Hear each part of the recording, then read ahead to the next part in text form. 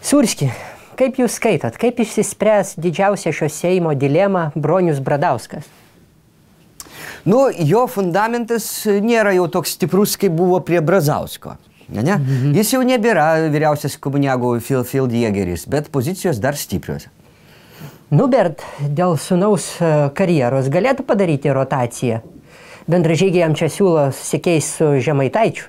Žemaitaitis eitų į Bradausko vietą ir vadovautų Seimo biudžeto komitetui, o Bradauskas eitų ir vadovautų vietoj Žemaitaičio ekonomikos komitetui. Nu jau Bronius Bradauskas taip nesižemins ir komitetais nesikeis kaip čigonai arkliais, kad keičiasi.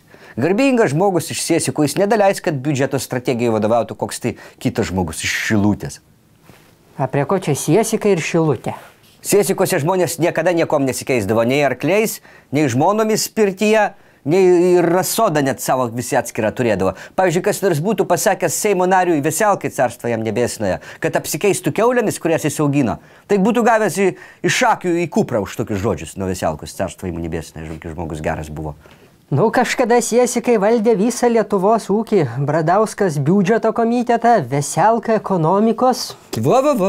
Siesikiškis geriau jau numirs savo pareigose, negu atiduos komitetą. Žemaitaitis. Jis gal net nemedžiotojas, tai kaip jisai strateguos biudžeto sandarą. Čia jam ne velykinį sveikinimą šilutiškiams nusiųsti. Sugadint sūnui karjerą galėtų eiti pensiją. Feldjėgeris į pensiją neina. Kaip į pensiją neina nei skalikas, nei laika, nei ekterjeras. Jų visas gyvenimas yra varimas ir lojimas. Ir nesvarbu, ar tu lapę vėjiesi, ar tu biudžetą raudonom vėliavėlėm apstatai. Supranti.